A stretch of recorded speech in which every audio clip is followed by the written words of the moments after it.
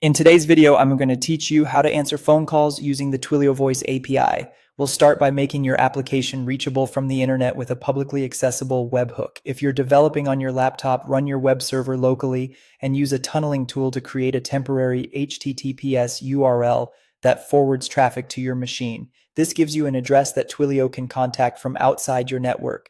Keep that tunnel running for the entire session and note the public URL it provides. If you're deploying to the cloud instead, any HTTPS endpoint that's reachable from the public internet works fine. Here's why that URL matters. When someone dials your Twilio phone number, Twilio immediately sends an HTTP request to your webhook.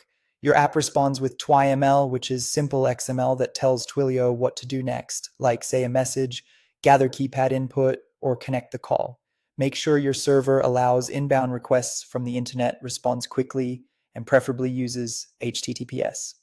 If you're testing on a local tunnel, remember that the URL can change when you restart it, so you'll need to update Twilio whenever that happens. Next, write the code that returns twiml. Create an endpoint, for example, a voice, that accepts a post request.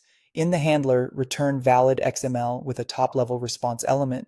A minimal example would tell Twilio to greet the caller and end the call, or you could prompt the caller for input and handle that in your app. Set the content type header to application.xml and send a 200 OK status within about 15 seconds, so Twilio doesn't time out. Add logging so you can see the request body Twilio sends and confirm your response is delivered.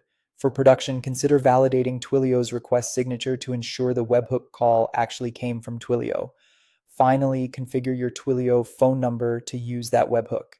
In the Twilio console, open your phone number settings, find the voice section, and for a call comes in, paste your public webhook URL and choose the post method. Save your changes. With your server and tunnel still running, place a call to your Twilio number. You should hear exactly what your twiml instructs, like a greeting or prompt. If you don't, check that your endpoint returns well-formed XML, that the content type is correct, and that the public URL matches what you set in the console.